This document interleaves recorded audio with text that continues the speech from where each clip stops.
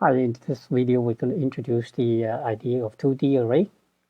So we've talked about Python list versus array before. So the difference between list and array is list can be different lengths, and the elements, they don't have to be all the same type. Whereas an array, usually once you allocate it, it has this fixed number of elements. You cannot expand or make them shorter, and all the elements must be the same type.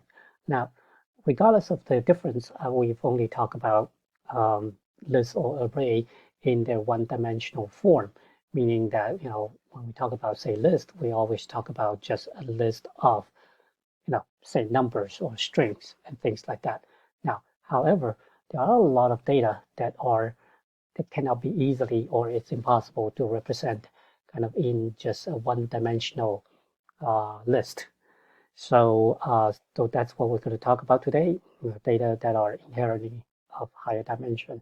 Now we'll talk about just kind of 2D arrays or list in this video, but do keep in mind that these concepts, they can be generalized to dimension that are higher than 2, so 3, 4, and even more number of dimensions. So let's look at some examples of two-dimensional data. So the first one is a matrix, something that you might have seen in high school math class or in college linear algebra class. That it's these numbers. They are not just a list of numbers, but they're arranged in a more usually square uh, uh, shape. Okay. Now another kind of two-dimensional data is, let's say, we have a list of car manufacturers, such as Chevrolet, Toyota, Kia, and potentially others, right? So that's kind of the one-dimensional. Is one dimension is a list of car manufacturers. Now, another dimension is that for each of these car manufacturers, they make a number of different models, right? So for Chevy, they have Bolt, they have Volt, and I think Cruise might Cruise and things in other models, right? And but Toyota obviously have the Prius, RAV, and RAV4, and others, and Kia has its own number of models.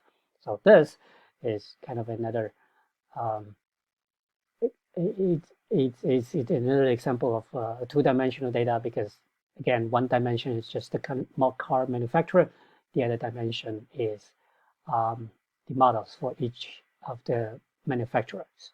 Now, just to make sure we have the same terminology when we look at two-dimensional data, and when we say, it's horizontal, this is called horizontal list of numbers. This is one row, right? So here, one row, represent 3 numbers here. And in the car manufacturer example, one row is, we can say it's the models for one manufacturer, right? And in the matrix, this is a column, okay? And in this example, the columns would represent a list of the car manufacturers. Now, despite that they are, both of these examples, they are two-dimensional data, there is one difference, one major difference between these two examples in terms of the number of elements per row. So can you try to spot that? Now, what it is that for the matrix, for each row, for each of the rows, there are the same number of elements. Whereas for the in the car manufacturer example, for each row, the number of elements could be different, right? So Chevrolet, I listed 3 models here, whereas Toyota, I listed 4 models, and for Kia, there are only 2 models. So for matrix like for a 2D data like the matrix, we call it a rectangular 2D array. Okay, just because, again, because each row has the same number of elements. Now, matrix is usually not even just a rectangular, it's actually a square, meaning the number of rows and the number of columns are the same. That's not necessarily true in a lot of different other types of 2D data, 2D rectangular data. So the more general term is it's a rectangular 2D array. Okay, whereas the car manufacturer example, it's called ragged 2D array, and ragged because each row has different number of elements. So let's take one step closer to a programming language and see how we represent a rectangular array like this matrix in a programming language. So we will start with just a one-dimensional array. Okay, I'm going to call this the outer array. And remember, because it's an array, so each of the elements of this outer array must be kind of the same type, and it's going to be the same size. So for each element, we're actually going to put another array in it, and therefore, because it must be the same size, so each of these arrays must be the same length. And what I'm going to put into each of these elements of the outer array is the and what I call the inner array that actually represent one row of the matrix, right? So remember our matrix, the first row is 1, 0, 0. So I'm going to put 1, 0, 0 here. Second row 0, 1, 0. Third row 0, 0, 1. Then in terms of the actual code in Python, now remember we don't usually use arrays in Python, so we'll use a list to kind of emulate an array. So a 2D array, given what we had before, an outer array, each element of which is another array, then we'll have really an outer array that each element of which is just another list. We'll dig into more of this in details in a little bit. Now, just to say, just to point this out, remember everything in Python is a reference. So the previous picture, this picture, like we're putting an array inside an element of another array, that's not quite an accurate picture in Python. The accurate picture is because each element itself is a reference. Therefore, each of the inner array is pointed to or is a reference by an element that is in the outer array.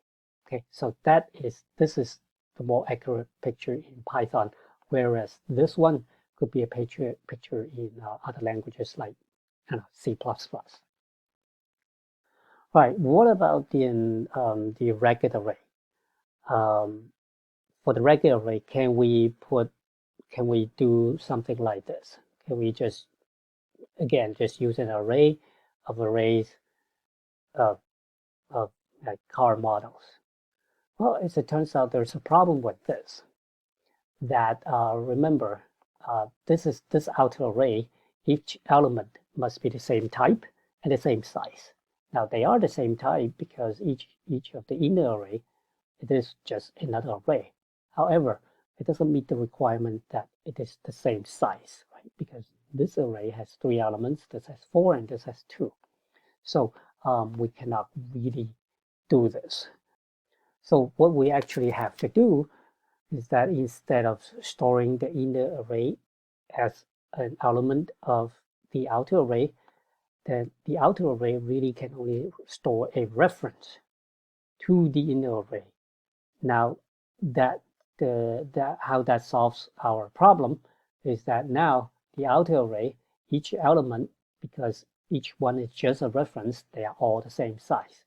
And then the inner arrays, then they can be, have as many elements as we want because they're now stored as part of the outer array.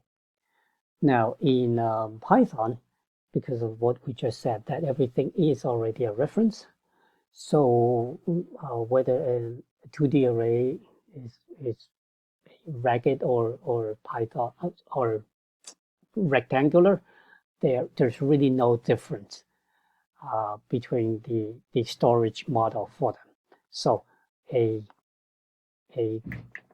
regular or rectangular 2D array is stored like that, and a ragged 2D array is stored like that. So the picture is really kind of the same. Okay, so for the rest of the our study on the 2D array, we're going to just focus on the rectangular 2D array. And we know that most of what we talk about is just going to apply to 2D racket array in Python. It might be different in other languages.